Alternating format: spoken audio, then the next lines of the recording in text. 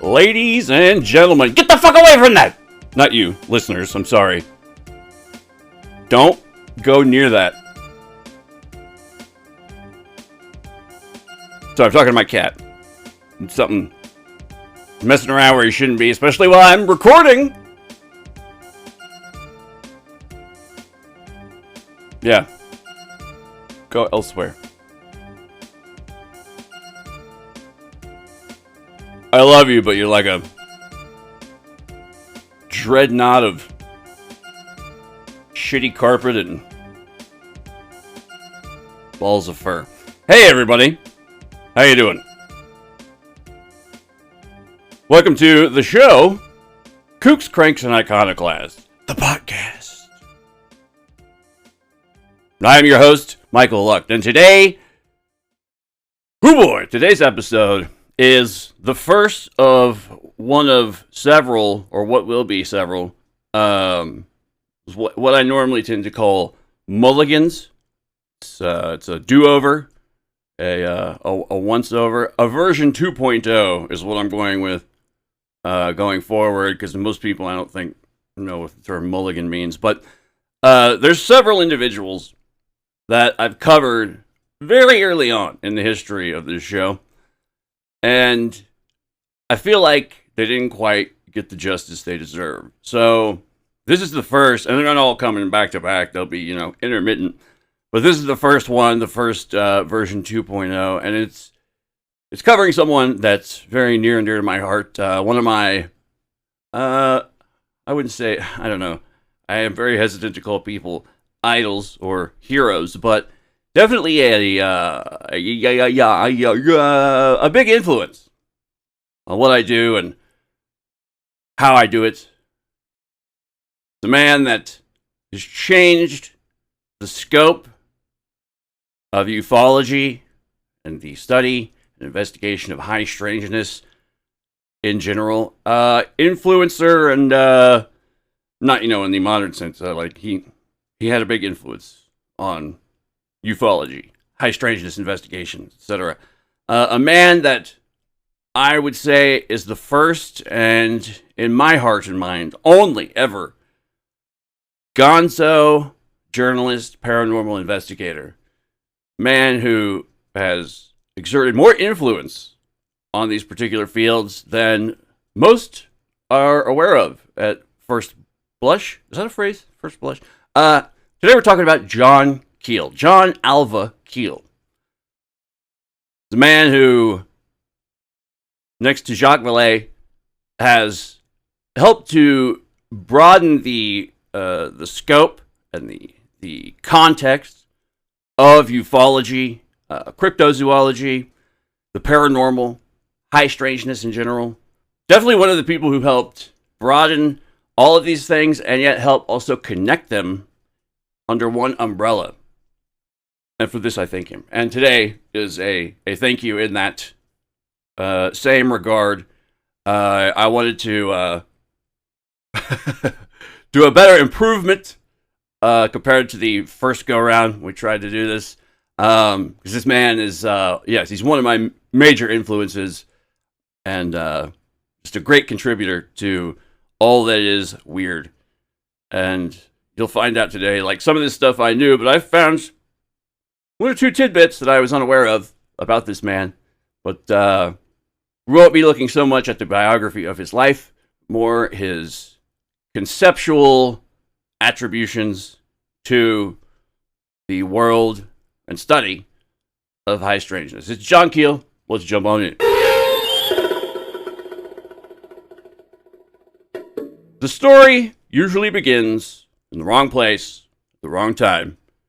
Usually it begins with an encounter of some inexplicable monstrosity, with wings in the dark, with red eyes over a riverbank, with something standing just beyond the headlights, watching, waiting, and then gone before anyone can say exactly just what the hell they even think they saw. But that's not where this story actually starts. This one starts with a man sitting in a room, surrounded by notes, letters, newspaper clippings, and recordings. A location that's more than likely sporting 4 or 5 highly complex cork boards of thumbtacked blood red yarn formations, creating a chaotic externalization of a brain that just refuses to be quiet. While in the center of this cyclone sits an individual persistently attempting to make sense of something that refuses to stay consistent. Something that changes shape or form, depending on who's looking at it. Something that he knows is an ever-increasing, I hesitate to say certainty, but something close to it that will continue to do at least one thing for sure, and that is lie. Lie, lie, lie. Call it Mufasa, because this is the Lion King. This intrepid investigator's name was John Keel. And over the course of his many investigations, he came to a conclusion that most researchers, back then and even now, have tried very hard to avoid.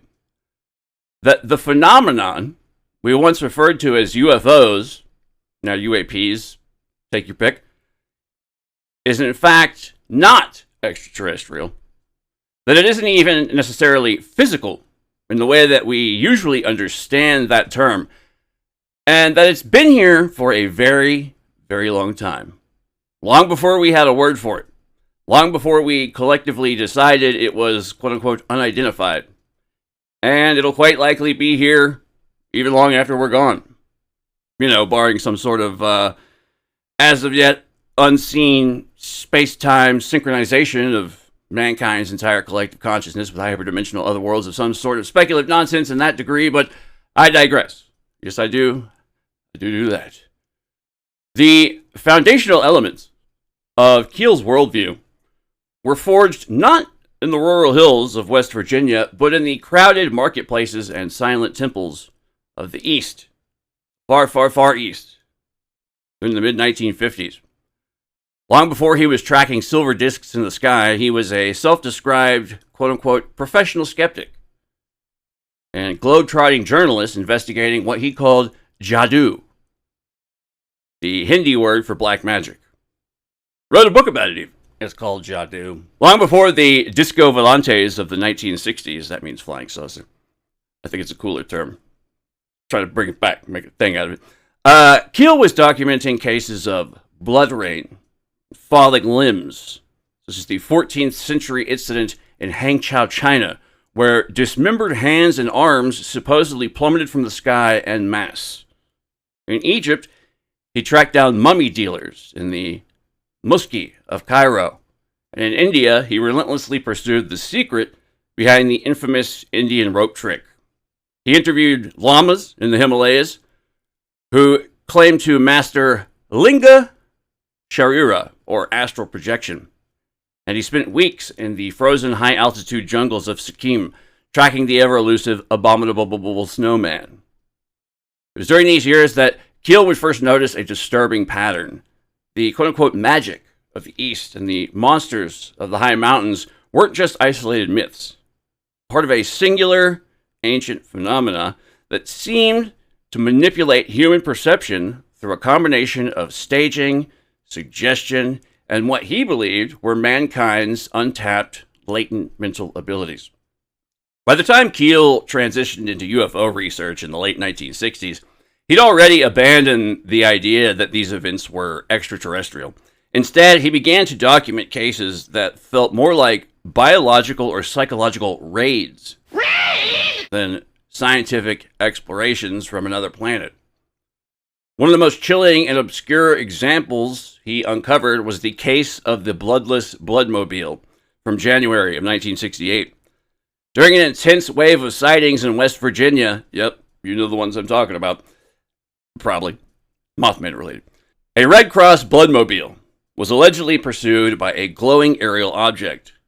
When the vehicle was later found abandoned, the reports suggested a level of high strangeness that defied conventional explanations, specifically involving the seemingly impossible theft of blood from the vehicle's containers. Now, for Keel, this wasn't just a spooky story. It was evidence of his theory that these ultra-terrestrials, as he'd taken to calling them, were in fact actually energy-based entities that occasionally needed to corporealize into physical form. To do so often required biological materials such as blood and or flesh tissue, perhaps even the ill-gotten byproducts of the human endocrine system, in order to sustain their temporary presence in our reality. This particular tale is only one small part of a larger treatise he'd written revolving around these various alleged dark harvests, which we'll be delving into more a little bit later on in this episode. Keel's ultimate conclusion was summarized in his concept of the superspectrum, a vast area of electromagnetic energy that exists just beyond the reach of our normal 5 or sometimes even 6 senses. He argued that the entities we'd long ago called gods, demons, or even quote-unquote space brothers were actually the inhabitants of this superspectrum who can tune themselves into our particular frequency. Seemingly at will. Speaking of will, a lesser-known pillar of Keel's work was his deep suspicion of what was dubbed free will, oftentimes describing humanity as, quote, biochemical robots, unquote. He believed that the ultra-terrestrials didn't just haunt our skies, but actively manipulated our biological rhythms through electromagnetic fields. He observed that certain locations, or quote-unquote window areas, acted as permanent broadcast and transmission points for these frequencies, occasionally leading to localized, mysterious crime waves, suicide clusters, or sudden shifts in public behavior. Keel's concept of the superspectrum was far more technical than a mere spiritual dimension. He viewed it as a literal physical reality existing in the electromagnetic frequencies just beyond human perception. He often noted that the transition from this alternate reality into our own was not a clean one, often leaving behind physical slag or erratics, as he'd call them, objects that appeared out of nowhere, such as the porcelain kitchen sink, which allegedly fell from a cloudless sky into some unsuspecting individual's yard back in February of 1968.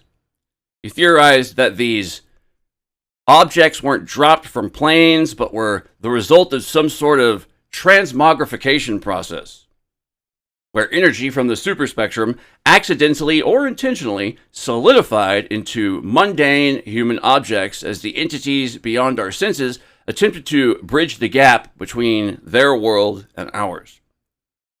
Keel didn't begin his work with that conclusion. Like many researchers of his time, he started with a fairly straightforward assumption that UFOs, if real, were likely technological spacecraft, possibly from other worlds. It was, of course, the simplest, most straightforward of explanations, the cleanest, the easiest, and it best fit the 1960s global cultural zeitgeist.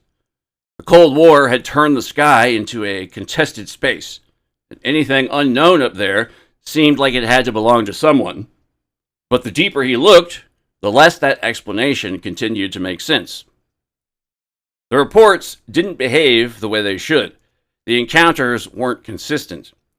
Witnesses described wildly different objects, different shapes, different behaviors, different occupants, sometimes within the same geographic area within days of each other. And more importantly, the entities themselves didn't act like explorers. They acted like performers. In Operation Trojan Horse, Keel begins dismantling the extraterrestrial hypothesis piece by piece, not by arguing against it directly, but by showing how poorly it fits the data. And oh brother, is there ever a lot of data? Lot of data? Lot of data. Lottie-dottie. If these were visitors from another planet, then why the deception? Why the absurdity? Why the theatrical elements that seem almost designed to provoke belief rather than convey any meaningful information? Keel began to suspect that these weren't separate phenomena at all, that the UFO sightings of the 20th century were simply the latest expression of something much older, something that had been interacting with human perception for centuries, perhaps even longer. A system of sorts, or an intelligence, but not one that behaved like us, and not one that seemed all that interested in even being understood. In The Eighth Tower, Keel pushes this idea further, introducing what would become one of his most controversial and enduring concepts, the ultra-terrestrial hypothesis. Not extraterrestrial, ultra-terrestrial. The distinction matters quite a bit. Extraterrestrial implies something from somewhere else, another planet, another star system, a physical origin that can be mapped, measured, and eventually reached. Ultra-terrestrial, however, suggests something else entirely. Something that exists alongside us, but not within the same framework. Something that can intersect with our reality, but isn't bound by it. Keel describes it less as a species and more as a form of intelligence, one that appears capable of manipulating energy, perception, and perhaps even consciousness itself. An intelligence that can manifest in different forms depending on the observer, the environment, and the cultural context in which the encounter occurs.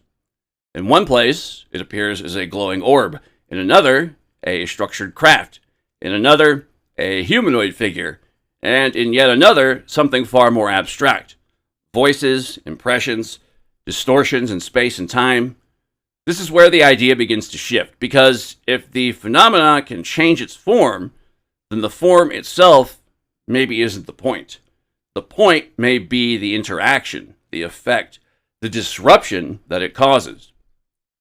Keel began cataloging not just sightings, but the aftermath of those sightings, the way strange events seem to cluster, the way one encounter would lead invariably to another, then another, branching outward into what he would later describe as flaps, a term he reappropriated from military terminology referring to any prolonged period of panic or chaos, however now popularized via Keel for ufological usage when referencing localized waves of high strangeness that included not just UFOs, but humanoid encounters, apparitions, poltergeist activity, psychic phenomena, and a wide range of other anomalous phenomena or experiences that didn't quite fit neatly into any one specific category.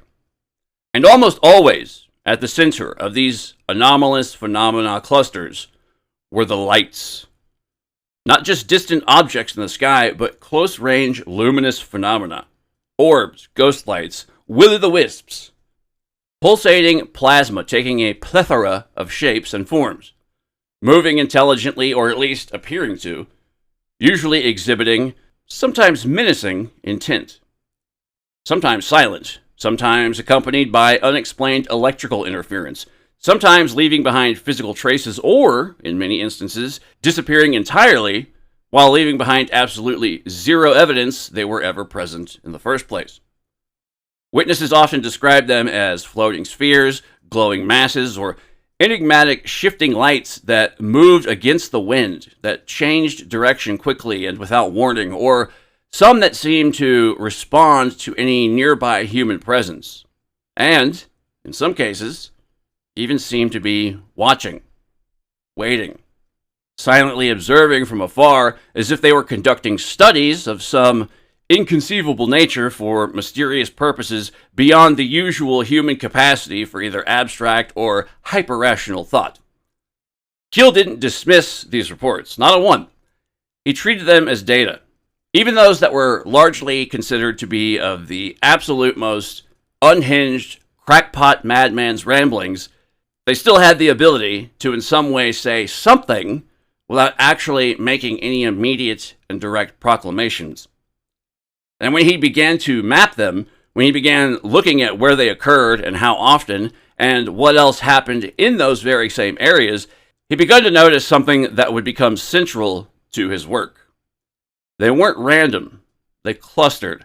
Specific regions seemed to act as focal points, places where sightings were more frequent, intense, or varied.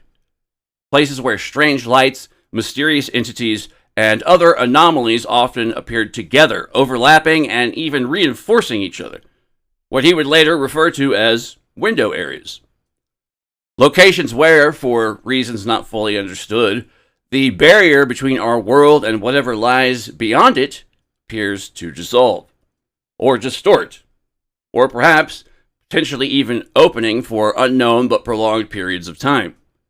And once that idea begins to take hold, once you begin to look at the assorted phenomenon not as isolated incidents, but as part of a larger system tied to any specific location, then the entire framework changes. Because now you're not just dealing with sightings.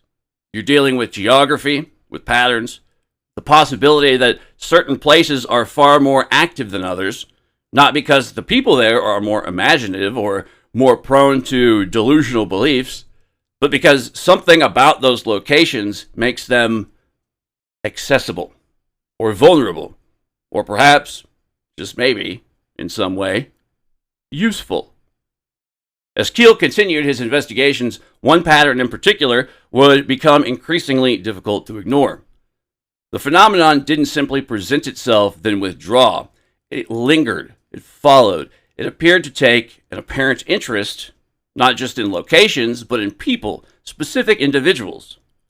Witnesses who'd initially had just one single encounter would oftentimes find themselves drawn into an inexplicable sequence of events which extended far beyond the initial sighting, as if the initiating experience had somehow marked them in some way. This progression didn't always take the form of additional sightings. In many cases, it manifested as a series of smaller, more ambiguous disturbances. Objects were often mysteriously misplaced or moved without explanation. Sudden mechanical failures occurred. People began experiencing unusual dreams that carried with them some unsettling sense of an external intrusion, rather than as if they'd originated amidst their own personal internal imagination. And perhaps most commonly were the increasingly disturbing sensations of observation, of some kind of unspecified, hyper-focused, yet imperceptible omnipresence that suddenly began directing its attention upon them from an unknown vantage point, source, or origin. Keel noted that these experiences often followed a similar trajectory. The initial encounter would be intensely striking but relatively brief. A bright light in the sky, an impossible figure glimpsed at a distance, or maybe some unexplained sound or movements. However, in the days or weeks that preceded, these witnesses would begin noticing an increased frequency of synchronistic events and or assorted anomalies accumulating around them. At first, these might be easily dismissed as coincidences or the effects of stress, etc. But as they continuously increased in both frequency and intensity, the distinction between coincidence and causation would begin to disintegrate. Keel himself often became entangled in similar patterns.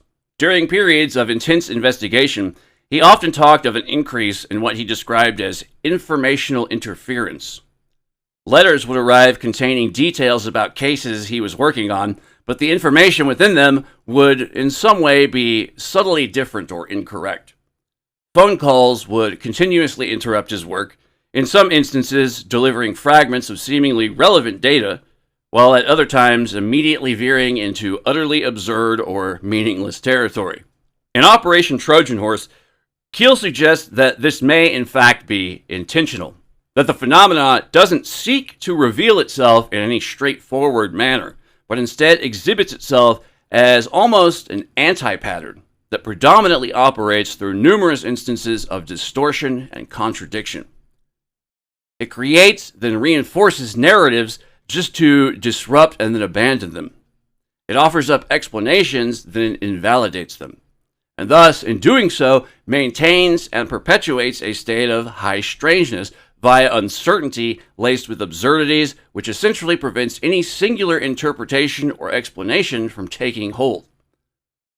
By the time Keel had reached the later stages of his work, he'd largely abandoned the notion of discovering any definitive answers. Not so much out of resignation, but out of recognition that the phenomenon doesn't lend itself to resolution in any conventional sense. Each attempt trying to define it ultimately only introduced new variables, complications, contradictions, and uncertainties. The closer one got toward any fixed explanation, the more the phenomenon would all of a sudden begin to shift, as if it resisted all attempts at containment within any singular definitive framework.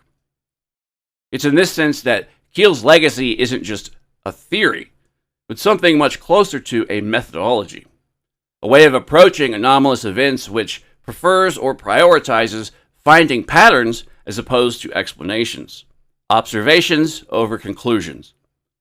He doesn't offer solutions to these mysteries, but provides us with a means of engaging it, one that acknowledges its inherent complexity without also reducing it to something much simpler than it initially appears to be. And perhaps that is the most enduring aspect of his work. Not the idea that the phenomena can be understood, but the recognition that it may not be intended to be understood by us in any way we may usually expect. That it operates on terms which aren't entirely accessible to us. Thus, any attempts to force fit into the usual preconceived notions or more familiar categories will inevitably prove inadequate. What Keel leaves behind isn't an answer, but a question that continues to unfold. A question that doesn't resolve, but persists, shifting, adapting, evolving, then reappearing in many new forms as the context that surrounds it continues to change. Not struggling to discover what it is, but observing how it behaves. Quite possibly even finding out why it seemingly keeps appearing just out of reach from arm's length upon the precarious precipice that is the very edge of human understanding. Though Keel's mostly known for inventing and then codifying the concept of the ultra-terrestrial superspectrum, there are in fact actually several lesser-known aspects of his overarching theories, ideas, and ontological models. These would include the Wednesday phenomenon. One of Keel's more peculiar statistical observations pertains to what he's dubbed the Wednesday phenomenon. After analyzing what's likely to be beyond hundreds of thousands of reports of high strangeness incidents and events, he noted an overwhelming majority repeatedly occurred within, or more often than not, fall upon a Wednesday. Thus, he suggested that this indicated that maybe the ultra-terrestrials possibly operated on a fixed, perhaps even cosmic schedule that was completely independent of human activity. This pattern extended to other temporal anomalies, including clusters of events that kept occurring at specific times of day and or during particular lunar phases. There's also his cosmic trickster theory. Keel developed the theory that these ultra-terrestrial entities behaved quite similarly to mythological trickster gods across various cultures. They'd often make grandiose promises or prophecies that were on occasion fulfilled, and then followed them with even bigger ones that never quite seemed to materialize.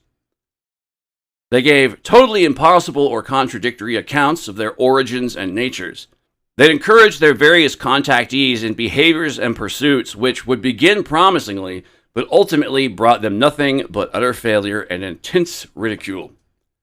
This explains much of the contradictory or misleading information repeatedly received by witnesses and contactees. He also had the soft objects mystery.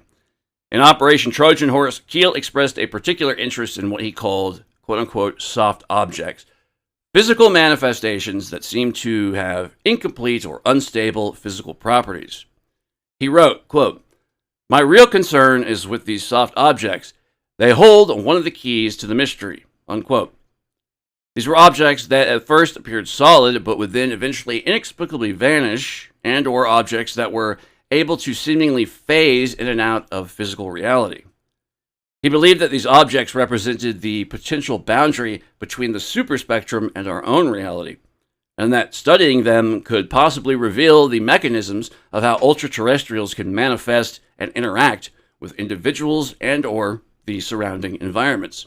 There's also his aforementioned biochemical robots concept regarding humanity in general. A lesser known, though somewhat implicitly implied aspect that was central to much of Keel's work was his deeply intensifying suspicions of mankind's supposed or so-called free will. He'd often described humanity as biochemical robots, whose consciousness, thoughts, and behaviors may be strategically manipulated by ultra-terrestrials through the use of electromagnetic fields. He believed these entities didn't just haunt our skies, but our minds as well, and that they actively manipulated our biological rhythms, particularly upon entering window areas that acted as permanent broadcast points for these specific frequencies. There's also the aforementioned transmogrification process. Keel theorized that the ultra-terrestrials could transform energy from the superspectrum into physical matter through a process he called transmogrification. This would potentially explain a whole variety of anomalous phenomena, such as the porcelain kitchen sink, which allegedly fell out of a cloudless sky right into some unfortunate individual's yard sometime back in February of 1968. He suggested that these objects weren't dropped from planes, but were actually the result of this transmogrification process, in which energy is accidentally or intentionally solidified into mundane, everyday objects as these ultra-terrestrial entities attempted to bridge the gap between their world and ours. He also had the clones, hybrids, and sleepers theory. In his later years, Keel became increasingly preoccupied, or perhaps what some might call paranoid, getting a little penoid there, John, with what he frequently refers to as clones, hybrids, and sleepers. Individuals which he believed had in some way been taken away and then replaced or reprogrammed by ultra-terrestrial forces to act as agents hiding in plain sight throughout human society.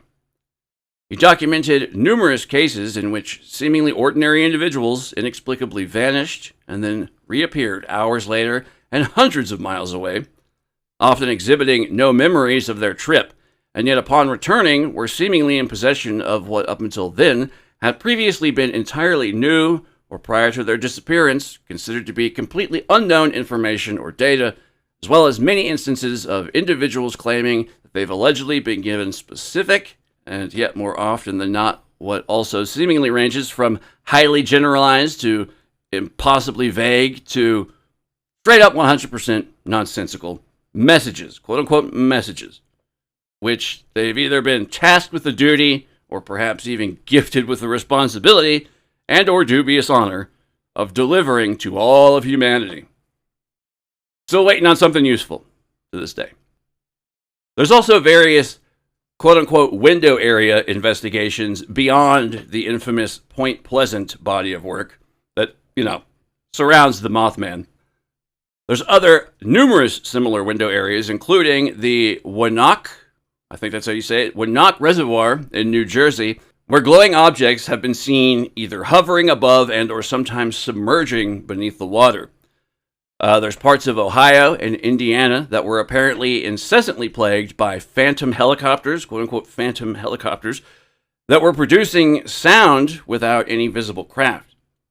And all throughout the Chicago area, there were witnesses to reported encounters with small humanoid figures accompanied by luminous objects, not to mention the many recent reports of supposed sightings or alleged encounters with what are believed to be, quote-unquote, winged humanoids, just to name a few.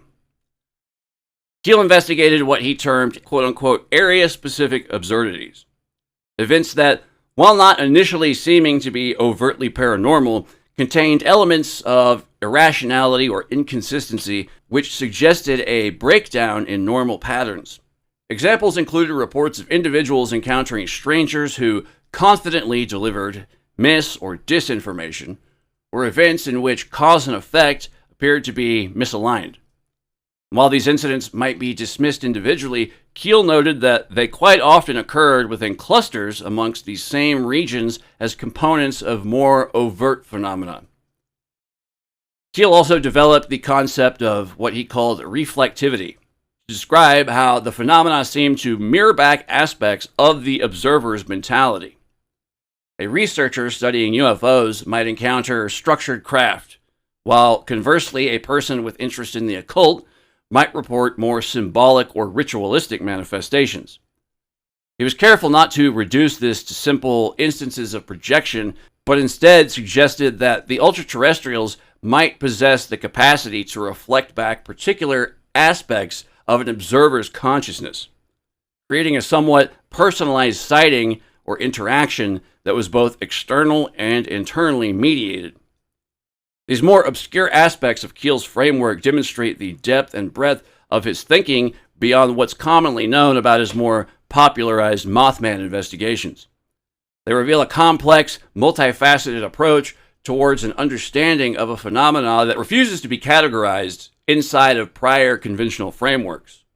Keel also often pointed to the many bizarre realities of our natural world in order to illustrate how narrow our conception of what usually constitutes quote-unquote normal truly is.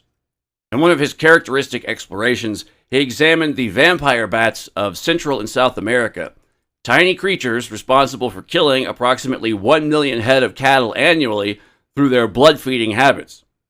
These small bats, measuring only about 3 inches long, possess razor-sharp teeth that are capable of making precise incisions without their victims ever noticing. Their saliva contains anticoagulants that keep wounds bleeding for hours, allowing them to lap up blood until their bodies resemble bloated corpuscular rodents. Yummy. But Keel's fascination went beyond mere biological curiosity. He noted how these mundane monsters paralleled our supernatural folklore. The vampire bat's painless bite and nocturnal blood feasting echoed the vampire legends native to Eastern Europe, even though scientists often dismissed any connections. Yet Keel wondered, might there be a deeper pattern here? A potential biological template which mirrors our supernatural beliefs. He extended this thinking to the ocean depths as well, where he described the Vampiroteuthis infernalis, the vampire of hell, a 2-inch black mollusk which exhibits red eyes an inch in diameter, sharp teeth, and hundreds of luminous chromatophore lures. This creature, existing 5,000 feet below the surface in depths with tremendous pressure, represented to Keel just one example of the strange and infinite varieties of life forms remaining hidden away from us. Keel used these examples to challenge what he called Type B scientists, quote-unquote Type B scientists, those that dismiss phenomena which didn't fit their narrow paradigms. He pointed out that many of the creatures which only up until recently had been considered myths, the gorilla, the okapi, the Komodo dragon, were eventually proven to be real by intrepid researchers willing to venture into inhospitable places. He says, a world that can produce vampire bats, flying snakes, and 9-foot scorpions might well be able to serve as the nesting place for 15-foot-tall apes and giant birds. The abominable snowman is no more impossible than a 15-foot-tall penguin, and, believe it or not, there is some evidence that such a breed of penguin exists. Unquote. Did I say quote before that? Pretend I said quote before that. For Keel, these biological oddities weren't just mere curiosities. They were indirect evidence that reality itself contains patterns and possibilities far stranger than conventional science acknowledges. The natural world, with its flying snakes, blood-drinking bats, and deep-sea vampiric life forms, demonstrated to him that the barrier between what we call natural and supernatural might be far more flexible than most people would first imagine. This approach, examining the fringes of accepted biology to question our assumptions about reality, is quintessential Keel. He saw in these creatures the hints of something larger, that our world contains unexplained entities and unknown phenomena that operate according to principles we, at present, can scarcely conceive of, and that what we label quote-unquote paranormal may simply be natural laws that we've yet to discover. Keel often found himself shaking his head at the sheer absurdity of UFO occupant reports. Quote, hair-covered giants and midgets in human form ride around in flying saucers. There are now over 2,000 documented reports of UFOs landing and picking up or discharging passengers. Unquote. What endlessly fascinated Keel wasn't just the variety, but the continuous, absolute inconsistency of these entities. Quote, the descriptions of those passengers vary wildly and include transparent entities, even with their bones showing, weird glowing gentlemen with one solitary eye smack in the middle of their forehead, kindly Venusians with long flowing blonde hair, and diminutive fairy-like people only a few inches in height. Unquote. The problem, as Keel saw it, was that the UFO community had at some point become strangely selective concerning which certain encounters they deigned to take seriously. Quote, since so many of these descriptions are so ridiculous, they rarely receive much publicity. The UFO buffs either suppress such stories, or they try to explain them away with speculative nonsense, often more outlandish than the original tales. Unquote. Keel was particularly critical, we'll say, of how some researchers sanitized the data. He said, the late Frank Edwards, author of 2 widely read UFO books, solved the problem by merely altering the details to suit whatever theory he was pursuing. Damn! He converted many giants into the more acceptable little men, unquote. What Keel found most telling was the sheer statistical impossibility of it all. Quote, there have been ufonauts with pupilless eyes, glowing eyes as big as saucers, tiny beady eyes, wraparound slit-like eyes, cat-like eyes, and even no eyes at all. There have been noseless entities and mouthless entities. Ears have been covered a wide range, from being pointed to being elephant-like. Have all these people been seeing the same thing? Hardly. Unquote. For Keel, this wasn't evidence of multiple alien species visiting Earth, but of something far stranger. He says, it now seems possible that many of the ghost tales and monster stories of folklore and demonology may have had a real basis in fact, but were subject to misinterpretation. Instead of dealing with mere extraterrestrial visitants, as the students of the UFO reports like to believe, we may be dealing with brief glimpses of something far broader and infinitely more complex. Unquote. He pointed to historical continuity, noting that similar encounters have been recorded long before the modern UFO era. Quote, there were worldwide UFO flaps in 1896 to 97, 1905, and 1909. The UFOs were fond of scattering ordinary debris in their wake, tossing newspapers, shoes, and even peeled potatoes overboard as they cruised about our then virgin skies, unquote. What particularly interested Keel was how these entities seemed to interact with human perception itself. He said, such symptoms often indicate that the witness suffered a hallucinatory experience somewhat akin to hypnosis, and that somehow a confabulation or falsified memory was fed into the brain. The brain is also an electrical organism, and there is evidence that the phenomenon is able to manipulate electrical energies and, possibly, even plant a false memory, complete with all the sensory data into the mind, unquote. Perhaps most unsettling of all were cases where seemingly normal humans emerged from these crafts. He says, could it be possible that normal-looking human beings are riding around in flying saucers? There are now hundreds of cases in which this seems so, unquote. He even documented cases where these entities interacted with witnesses in conventional vehicles. Quote, we have apparent UFO entities driving around in black Cadillacs and seemingly normal human beings popping out of purple impossibles on isolated highways, unquote. For Keel, the UFO phenomena wasn't about any visitors from other planets at all. He says, the UFO phenomena gives us a monster for every occasion. Creatures with 6 arms, amoeba-like blobs, one-eyed giants, hairy little men, you name it, and somewhere in UFO lore you will find that somebody has seen it. What this variety suggested to Keel was that we weren't dealing with a physical phenomena in the conventional sense, but with something that could potentially interface directly with human consciousness, presenting itself in whatever form was most likely to be accepted or most likely to confuse, depending on its inscrutable intents and purposes.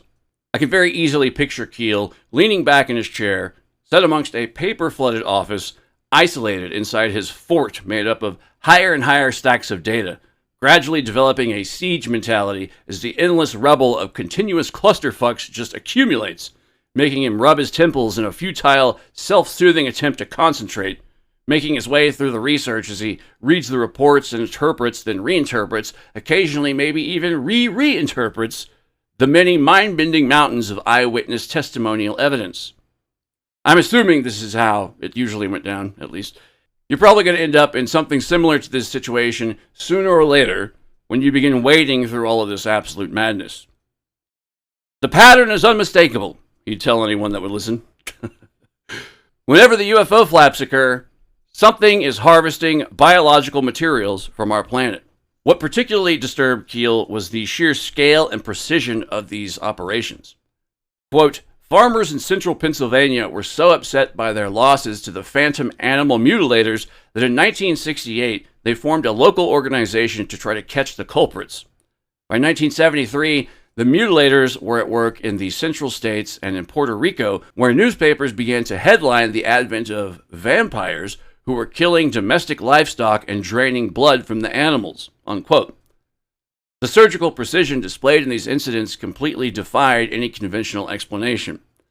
He said, in most cases, only the tongues and sex organs were removed, usually with surgical precision that investigating veterinarians were astonished. In a couple of startling incidents, the cows were still alive when found, even though their anuses and other organs had been neatly snipped out. In every case, blood was absent from the site and from the carcasses, unquote. What particularly intrigued Keel was how these incidents seemed to follow the UFO waves. He said even though strange lights and mysterious black helicopters were seen in the mutes or mutilation areas, the UFO buffs resisted the notion that there might be some link. They ignored the phenomenon even as the mutes began to spread slowly and systematically westward, unquote. Keel documented a particularly chilling case from 1967. In the wee hours of a rainy morning of early March 1967, a Red Cross bloodmobile laden with freshly collected human blood was driving along Highway 2 next to the Ohio River. As they hit a completely deserted stretch of road, a large glowing object lifted from a nearby hill and swooped over the vehicle. The driver was horrified to see that some kind of arm or extension was being lowered from the glistening machine, cruising only a few feet above the bloodmobile. For Keel, this wasn't random. It was systematic harvesting. He said, some UFO theorists have speculated that terrestrial animal matter is important to the ufonauts as raw material for the construction of solid physical bodies. The ultra-terrestrials were energy-based entities that occasionally needed to harden into physical form, often requiring biological materials like blood or tissue to sustain their temporary presence in our reality, unquote. What disturbed Keel even more were the reports of sexual encounters between humans and these entities. He said, in occult lore, there is a well-known historic phenomenon which has been heavily documented for centuries and has involved thousands of people, both male and female. This phenomenon involves the appearance of non-human entities who seduce and have sexual intercourse with their victims. Keel saw a clear continuity between these historical accounts and modern UFO encounters. Quote, an incubus is a male demon who attacks sleeping females and fornicates with them, he explained. In many cases, these entities return night after night. Such demon lovers are discussed in ancient literature, and psychiatrists are well familiar with the phenomenon. It seems to extend beyond mere sexual fantasy. There is sometimes physical evidence that the victim had experienced actual intercourse, unquote. What particularly struck Keel was the similarity between these modern accounts and historical folklore. He said, Dr. Jacques Vallée has researched this type of event in depth, burrowing into the records of the Catholic Church and the demonological literature. In the Celtic countries, the little people have been credited with bizarre sexual activities, often accompanied by hallucinations, just as intriguing as the modern stories of hanky-panky aboard flying saucers, unquote. What troubled Keel most was how these biological raids suggested a systematic exploitation of Earth and its inhabitants. He said, it now seems possible that many of the ghost tales and monster stories of folklore and demonology may have had a real basis in fact, but were subject to misinterpretation. Instead of dealing with mere extraterrestrial visitants, as the students of the UFO reports like to believe, we may be dealing with brief glimpses of something far broader and infinitely more complex. For Keel, the evidence pointed to a chilling conclusion. Earth was being treated as a biological farm, with humans and animals as resources to be harvested by these ultra-terrestrial entities as needed. This sentiment is one which distinctly aligns with very similar conclusions previously declared by his spiritual predecessor, and also the most likely candidate for one of his potential past life incarnations that possess the exact same interests and an equivalent impassioned pursuit of horrific truths, one Charles Fort, who several decades before Keel likewise surmised yet defiantly offered forth this cautious warning: "I think we're property." An equally displeased Keel would years later, though no less enraged, go on to state, quote, "The bedroom invaders, that's where the phenomenon gets truly personal, truly invasive," unquote. For Keel, these nocturnal visitations weren't random occurrences, but part of a much broader pattern. He said, "The man in the checkered shirt seems to be just another variation on a phenomena well known to those who delve into the psychic and occult world. Bizarre bedroom phantoms are commonplace everywhere in the world. Although they are seldom reported, the published material represents only a trifling residue."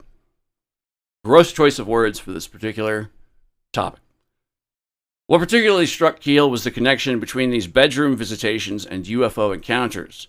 He said, "When we discovered that many sane, sober UFO witnesses were receiving visits from these bedroom apparitions immediately after or sometimes immediately before their UFO experiences, we turned our attention to the great mass of neglected reports of this nature.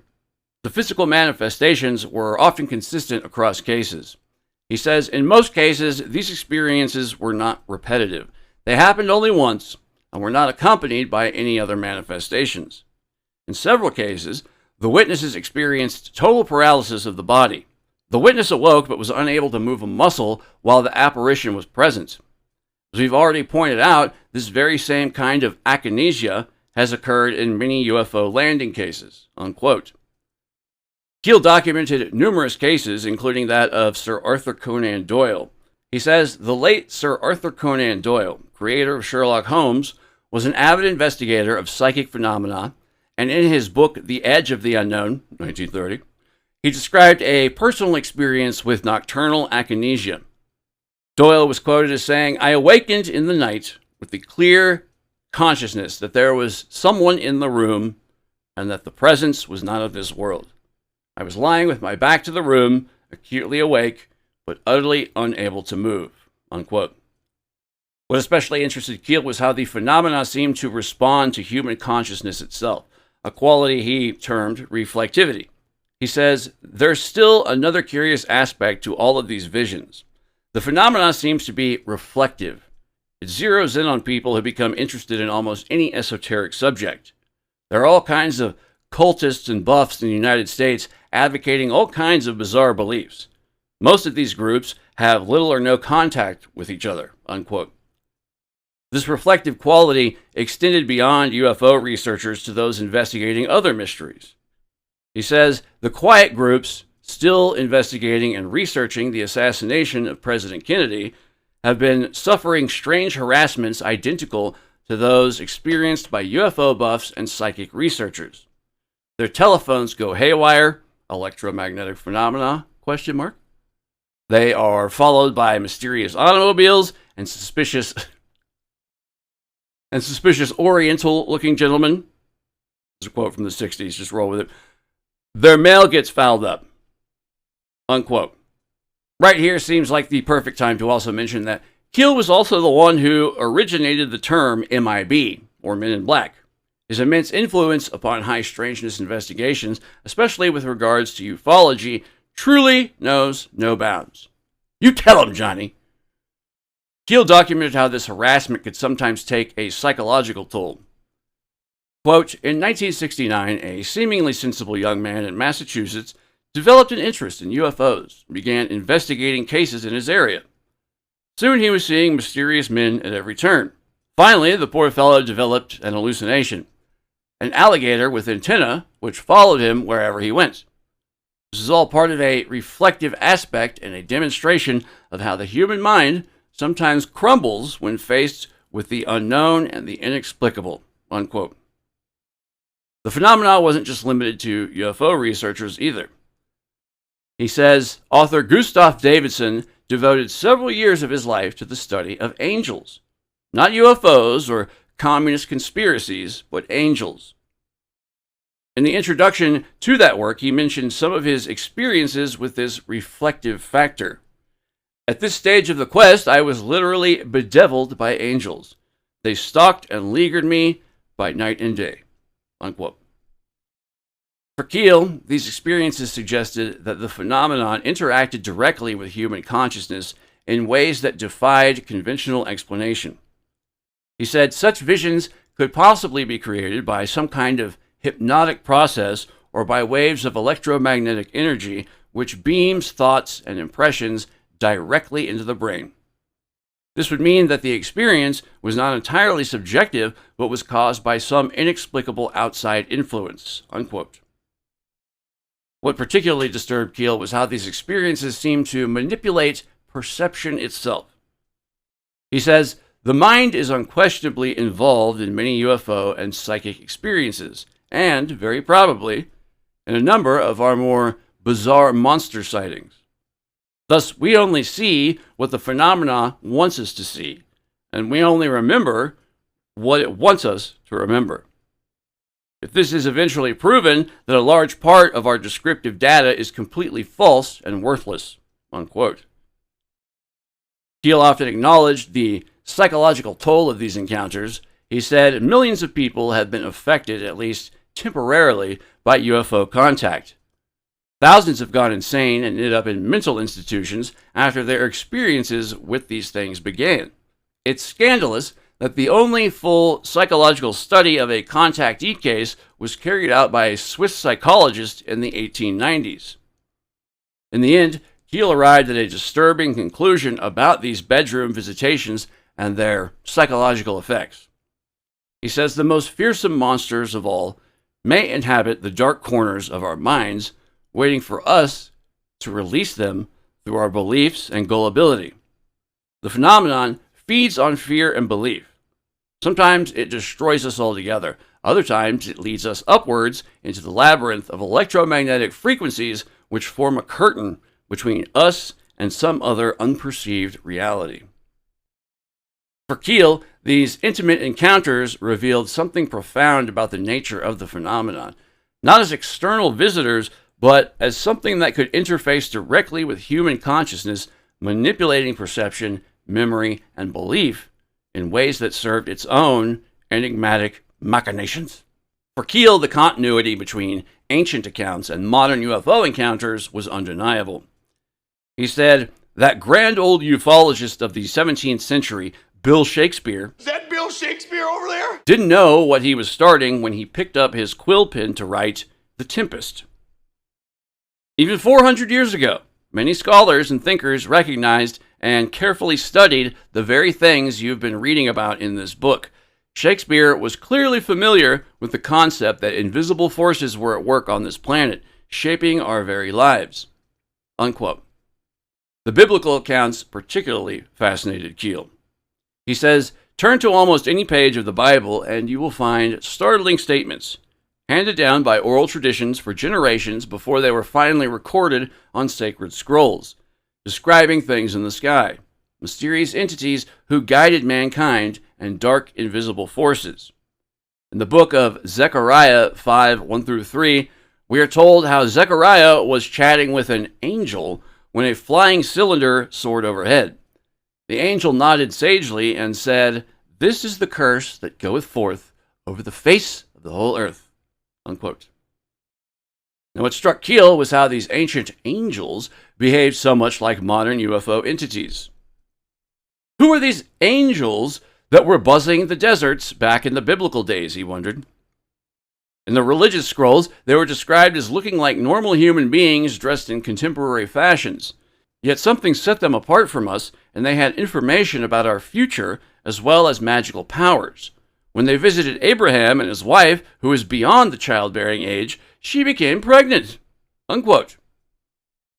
I should say here that the biblically accurate angels are in fact the equivalent of eldritch Lovecraftian abominations, which I would say somewhat further strengthens Keel's overall thesis. It's likely no coincidence that every biblical instance in which an angel makes contact with a human, usually the first thing the angel says is, "Be not afraid," even though it's spoken simultaneously out of 5 terrifying faces via 5,000 fiery tongues of blinding empyrean flames. But yo, chillax, bro. Keel traced the evolution of these entities throughout history. He says, a man named Zoroaster is generally credited with the creation of the concept of devils and angels some 2,500 years ago. He was first drawn into a study of the unknown because of the widespread animal mutilations that were occurring in Persia.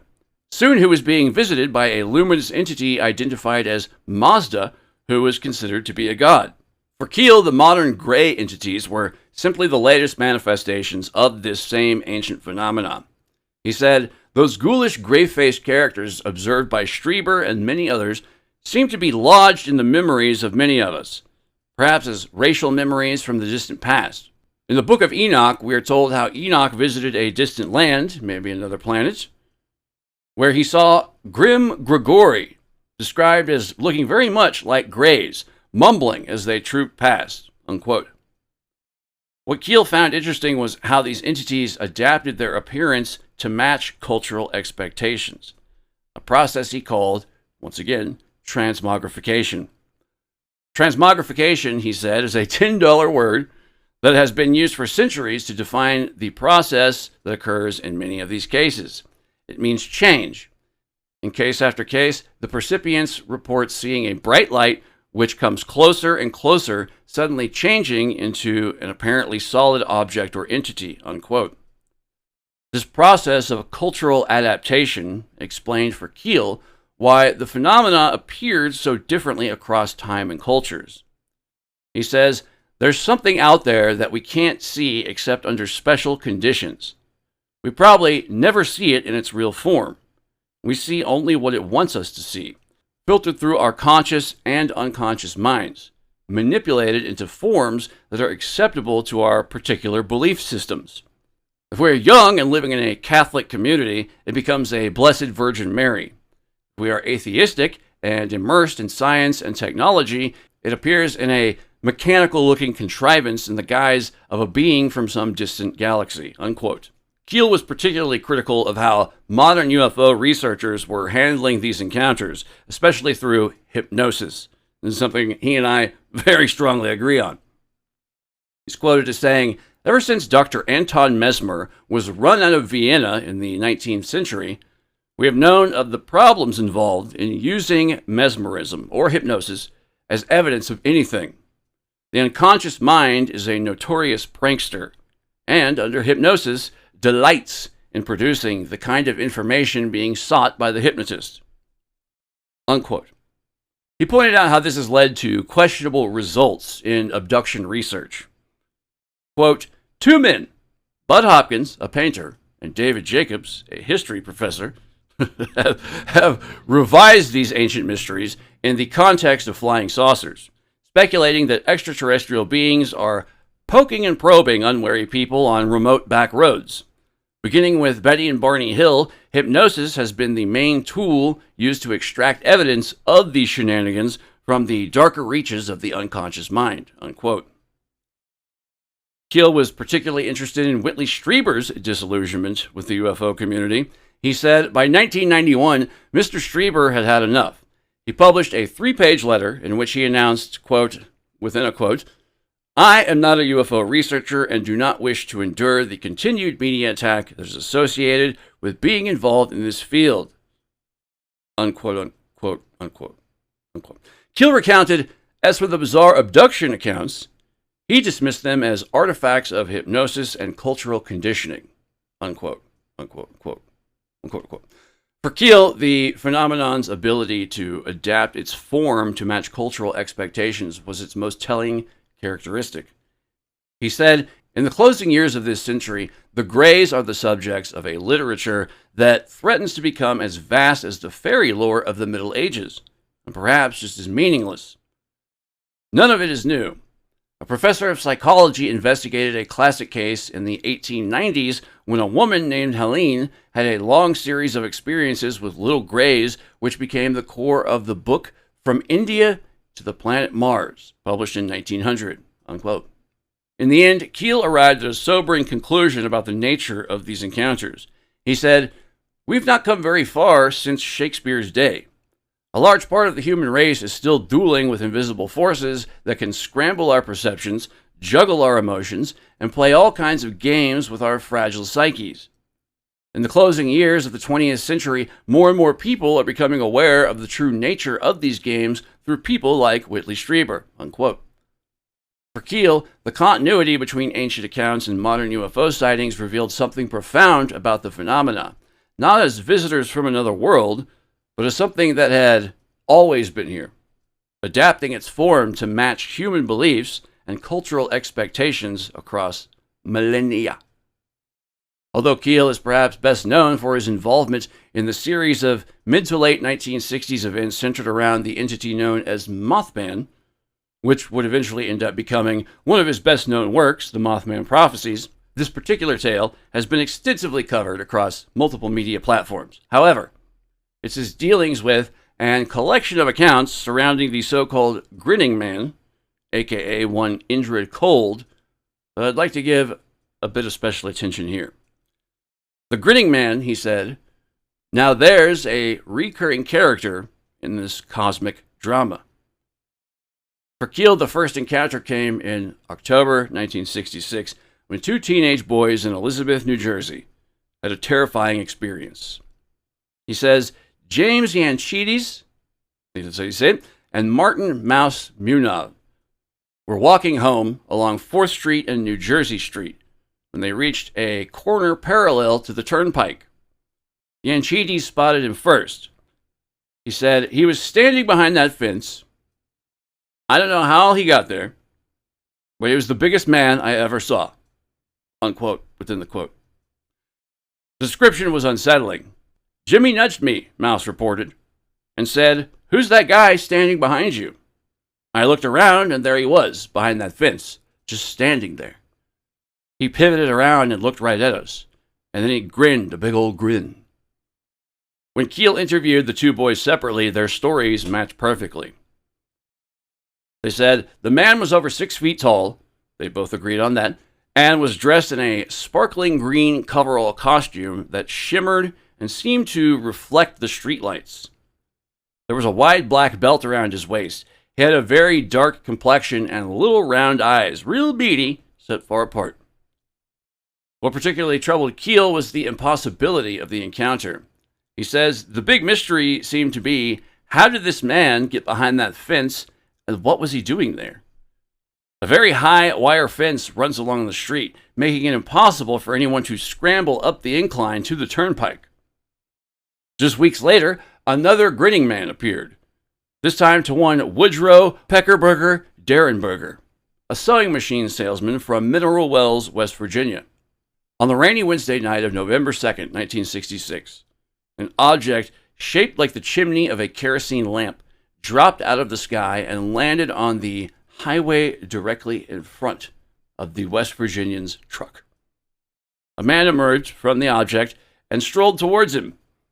He described the man as being about 6 feet tall with a dark complexion and slightly elongated eyes. Again, there was that unsettling grin. The man stepped up to the door with his arms crossed over his chest and his hands hidden under his armpits. He grinned fixedly at Derenberger, and his lips never moved. Yet Derenberger distinctly heard a voice and conversed with this odd gentleman through, quote-unquote, mental telepathy. Sorry, folks, I don't know why, but for some reason, aside from its obvious redundancy, obviously, the term mental telepathy just really fucking grinds my goat. I don't know why. I don't know why it bothers me so much. Anyways, moving on. The man identified himself as Cold and claimed to be from, quote, a country much less powerful, unquote, than the United States. That's peak Cold War diplomacy in action, apparently. He said their discussion was brief and rather pointless. Then he said he would be back, returned to the object, and it flew off. What fascinated Keel was how this encounter transformed Derenberger's life. He says a year later, he had divorced his wife after having changed jobs and addresses several times, and having repeatedly changed his unlisted phone number. Finally, in December 1967, he fled to another state and hid for several months, during which time he married another contactee, a girl many years his junior. That's one time in the entire of ufological contactees, we'll call. That and the Betty Luca case. That's like two relationships caused by ufological contact. Probably the two times that's ever really happened. But I don't know. Listeners, if you have any stories, let me know. Give people hope.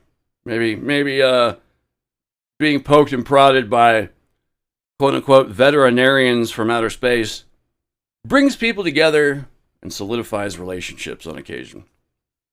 The Grinning Man, however, wasn't confined to just these two cases. Keel discovered similar encounters across the country.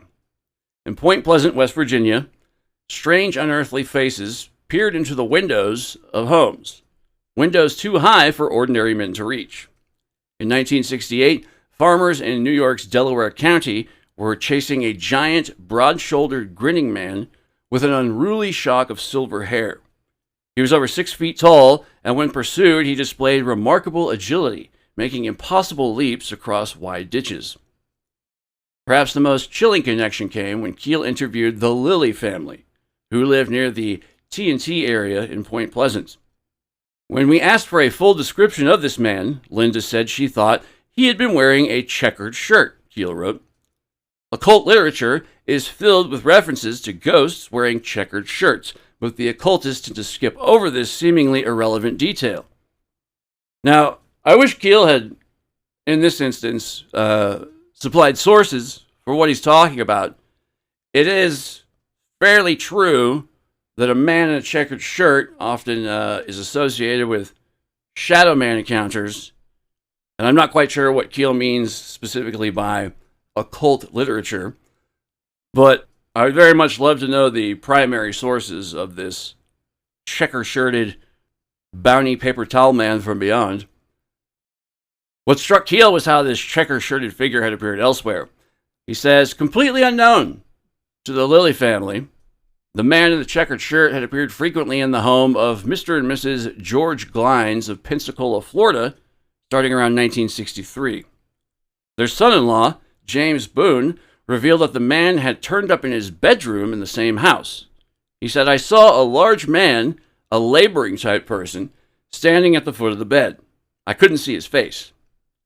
And the same checker-shirted man has become something of a staple representative witnessed throughout many encounters with different incarnations of the so-called shadow people, which continues to this day. For Keel, these encounters represented something more than just strange beings appearing to humans. They were manifestations of a phenomenon that could take different forms, but maintained certain characteristics. He says, large, broad-shouldered men wearing capes and hoods have been seen all over the world, usually walking along desolate roads in thinly populated areas.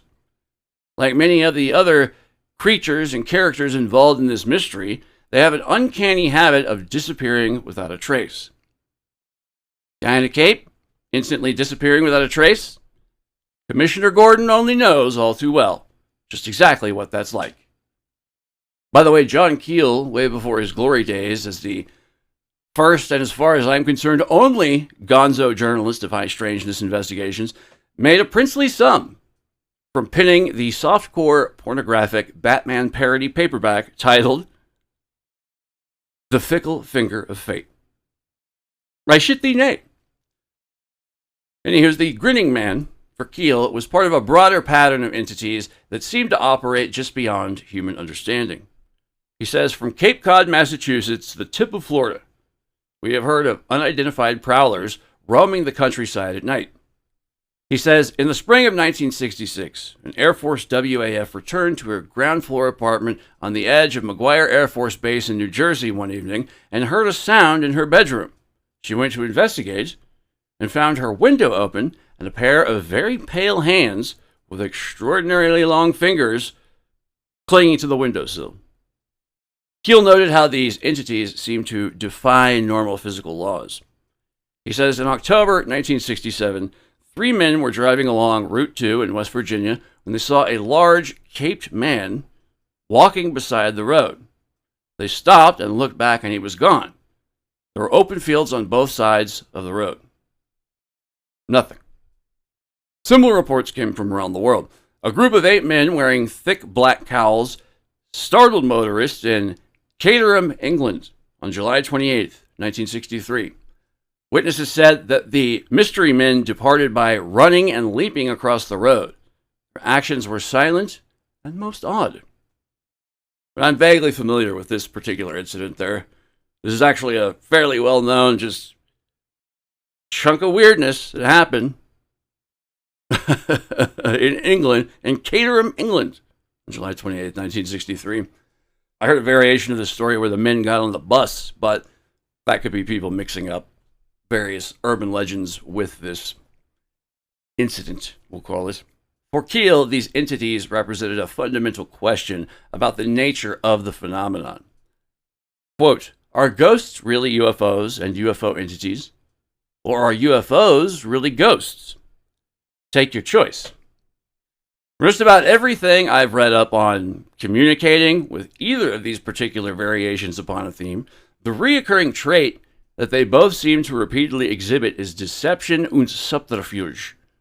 Trickster shit, you dig? The grinning man, in all his various manifestations, became for Keel a symbol of this ambiguity. A recurring figure who appeared in different contexts but maintained certain characteristics, i.e. unusual height, strange clothing or appearance, an unsettling rictus grin, and the impossible ability to appear and disappear seemingly at will. He says, they walk through walls and solid hedges, appear and disappear at random and without apparent purpose. Other men in hoods and cloaks stroll the moors of Scotland and the plains of Minnesota, travel about on mysterious missions in isolated places late at night. Still others step out of unearthly flying objects to chat idly with passing motorists. Who are these people? Unquote. To Keel, the grinning man wasn't just an unusual entity. He was a key piece, a complex puzzle that was the phenomenon. Just one of the many recurring characters in a cosmic drama that had been playing out long before humans began noticing it, and would undoubtedly continue long after. John Keel's closing remarks in The Complete Guide to Mysterious Beings serves as both a sobering reality check and also a call to arms. He transitions from a simple chronicler of monsters to a philosopher of the invisible world. His musings can essentially be broken down into four core pillars. The expanding horizon of life, number one. Keel begins by reminding us that our scientific certainty is fleeting. In 1700, we knew of only 808 species. Today, that number exceeds 70,000. He argues that many of today's myths are simply tomorrow's biological specimens. However, he draws a sharp line between finding life in the stars and finding it here. Quoting Dr. Frank Drake, Keel posits a chilling alternative to the extraterrestrial hypothesis. UFOs and strange entities are not visitors from another galaxy, but products of intelligent life already present on this planet. Pillar number two, the two faces of the unbelievable. Keel categorizes the anomalous entities of the world into two distinct types of hypothetical taxonomy. Group one is the cryptids, genuine, undiscovered animals, Sasquatch, Loch Ness Monster, etc. So, in Keel's proposed taxonomy, these are more likely to be biological, physical beings that generally avoid human contact, and they represent a mystery of biology. Group two, the phantoms, are sinister, hostile, and paraphysical. These are the Mothmen, Men in Black, and quote-unquote demons of yore and ye olden times. Nay. They don't come from space. They emerge from window areas where anomalous electromagnetic conditions allow them to materialize. Pillar number three, the invisible world and the astral game. Keel suggests that we're incessantly being manipulated by a quote-unquote nucleate phenomenon that's haunted humanity for millennia. Whether they appear as vampires in the 15th century or as quote-unquote aliens in the 21st, the source is the same.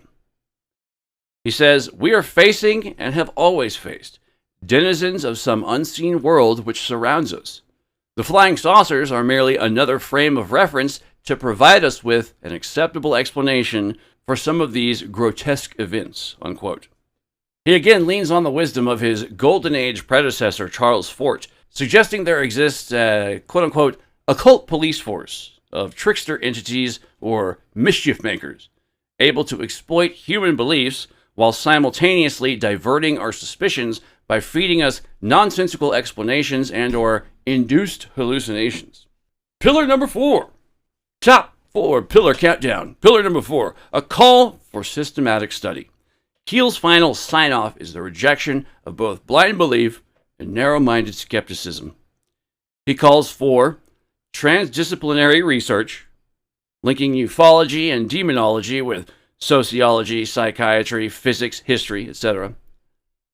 Empathy for the witnesses or experiencers, treating those who've experienced such invasive high strangeness with sympathy, recognizing they might be the potential victims of an unknown phenomena possibly capable of manipulating human consciousness. And finally, intellectual sovereignty, exercising one's innate existential agency and refusing to be exploited by these forces any longer. In the end, Keel leaves us with a world that's far more crowded and far more dangerous than we often care to admit. He reminds us that while we look to the stars for neighbors, we're being stalked from the shadows of our own backyard. To Keel, the monsters aren't just biological outliers. They're masks being worn by an invisible world, a paraphysical force that plays with our beliefs like a puppeteer. As he quite bluntly states, and I quite wantonly attempt to paraphrase, maybe it's time to stop being the quote-unquote gullible victims of these malevolent metaphysical machinations. Maybe it's high time we sussed out just who or what the real culprits behind all the traumatizing anomalous phenomena truly are, and then boldly proclaiming straight to their horrifyingly nightmarish sky face, hey, we ain't going to tolerate no sustained psyop of hyperdimensional mind-boggling, and we most certainly won't stand for no ultra-terrestrial bullshit. Or something, a little more eloquent. But hopefully, if anything, their gestalt, non-human, indifferent, omnipotent overmind finds our quite likely futile collective declaration of ontological sovereignty to be amusing enough to let us continue to exist indefinitely without any horrific cosmic-level consequences or repercussions from some inconceivably deranged, disturbingly perverse, completely alien otherness with unspeakably monstrous appetites, traumatizing desires, repugnant lusts, unsettling fetishes, and or otherwise entirely mind-rending, psycho-spiritually violating varieties of hyperdimensional apex predator sexual peccadillos. Hopefully. Good night, and good luck. No, there's more. Yeah, so that's John Keel. I hopefully did him a little more justice than the first time around we covered him. There were several other books that I wanted to use as sources for this one, but my main 3 were The Complete Guide to Anomalous Beings, bits and pieces of the Mothman Prophecies. That's probably the least used one. I want to try to avoid most of that stuff. Operation Trojan Horse, which if you read any John Keel book, make it that one. And what was the other one? Oh, yeah. And if you're more interested in the ultra-terrestrial superspectrum theory, then read The Eighth Tower. If you're going to read any John Keel book, make it that one. Also. Yeah, that's going to do it for today's episode, John Keel. Sorry this was a little late getting out. I'm in the midst of working on what will follow this episode. It's going to be a multi-part series covering... Oh, man. It's a big one. And I'm coming at this a little differently. We're going to be getting into an exploration of where folklore and myth and history and modern-day accounts of high strangeness collide. Now, I don't want to give everything away, but I'm approaching this research from a different tack than I usually go. I've started out with a sort of here's my hypothesis.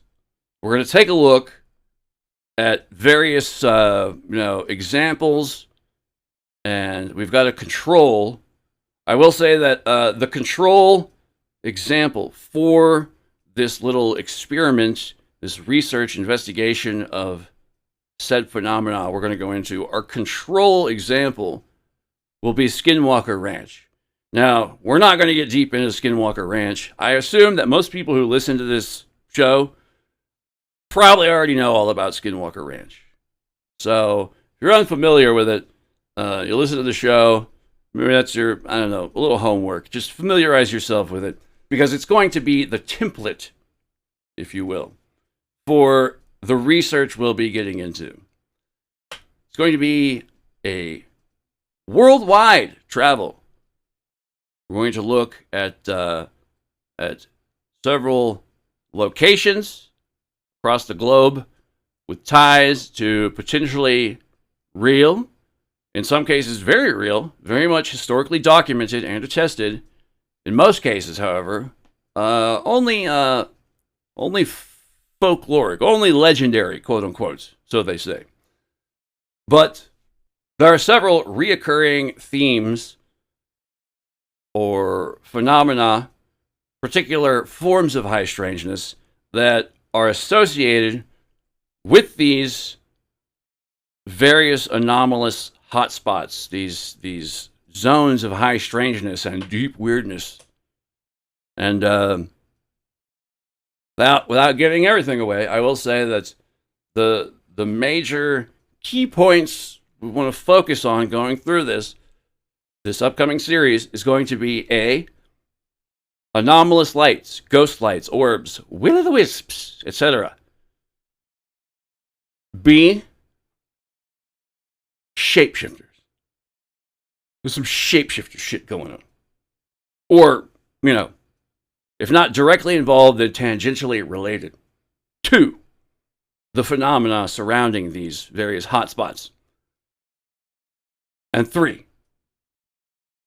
folkloric accounts, as well as very credible, historical, even legal precedents and accounts and documents revolving around what can...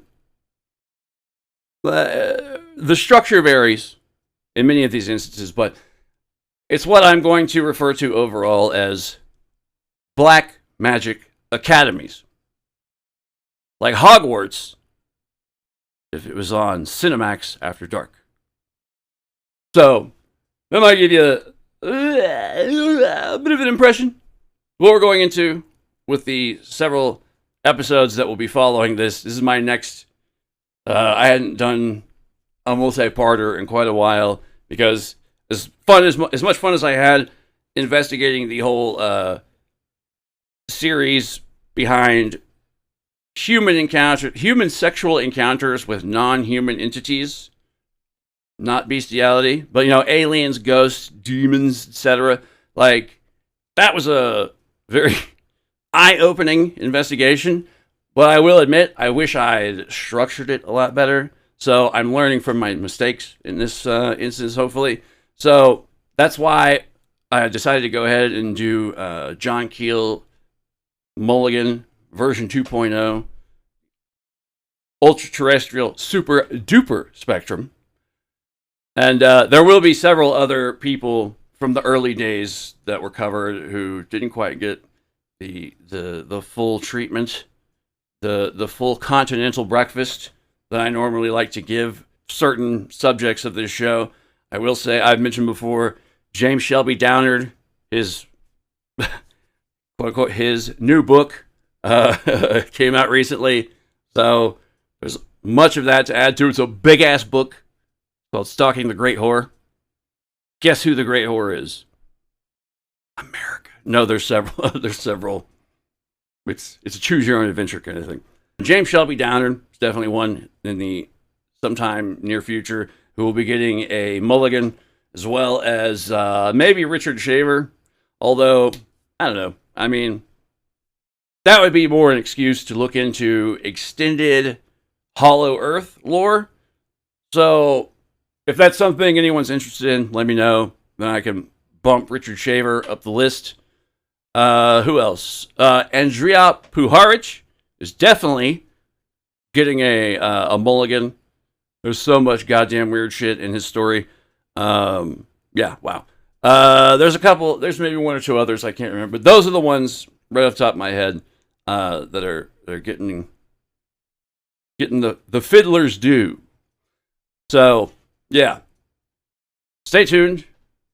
Keep on listening. I want to thank you guys for listening. Goddamn, you guys are the best. I'm about to break 200 subs on YouTube, which, I mean, I know that's not a lot, but I don't use social media, and this is all through word of mouth. So, to me, that is fucking just brilliant. You guys are the shit. I thank you so very much. I try to avoid using social media. Plus, just about every time I've tried to put together a fucking page or a TikToks or a Ding Dangs or a fucking a Twix, whatever, the shit gets hacked or something stupid fucking happens. It just, no, you know, my former social media czar, no dig at him, just, he's not the little Chinese girl who fucking hacked our Instagram or whatever. So, yeah, I'm just saying, fuck social media. I'm done with it. I guess YouTube kind of is in a gray area, so I don't count it, but it's a better way to reach people and still have the format to, you know, put this stuff out and listen to it, etc. Yeah, so yeah.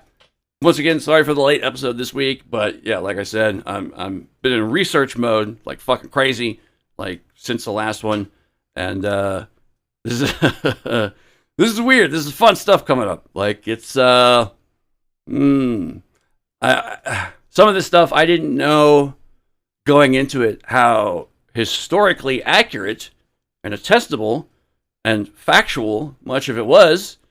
It very much is. And some of it is connected to certain strange things that I myself have experienced, and very much connected to, at least in certain at certain points in our globe-trotting investigation series, it's very much connected to the high strangeness phenomena and ancient and yet still extant practices within the Texas-Mexico area. Stuff that is very much alive and still permeates the psycho-spiritual atmosphere of this area. So that's the kind of stuff I dig as well. Like, look at the ancient history. Like, if you live in America, especially, because like America, quote unquote, doesn't have much history, which is patently false and stupid and bullshit. But it's like there's a narrative war in the background trying to figure out who came here first and who, you know, like it fucking matters. But if you look at the history, especially the ancient history of where you're from, where you live, I think you'll be pleasantly surprised and horrified some of the things you find. Yeah, just, wow. I mean, I think it suffices to say that America is a country built on top of a cursed Indian burial ground. So, it's got that going for it, at least. That's my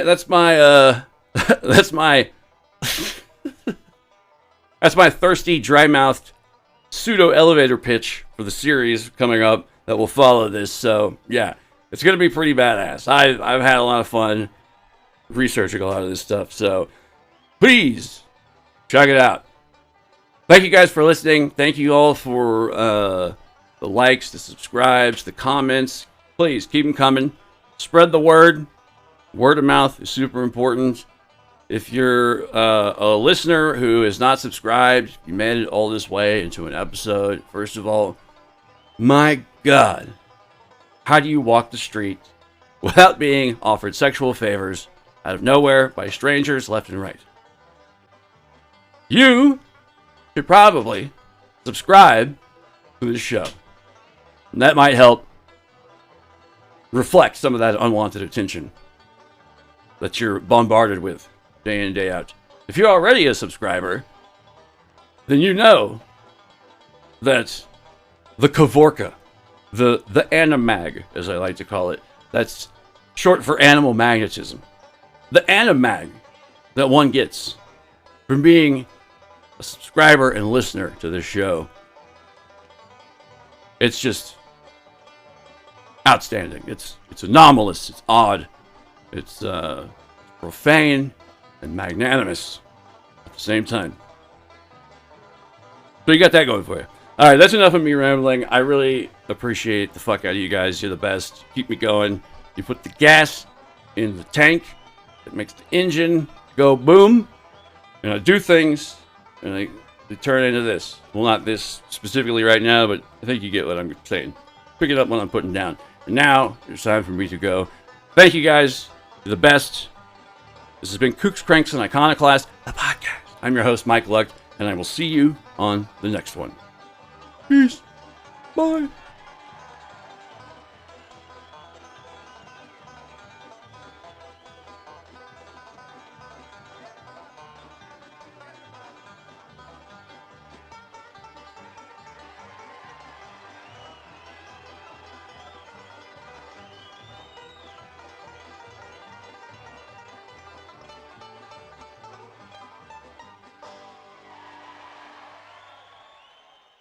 Oh, molasses.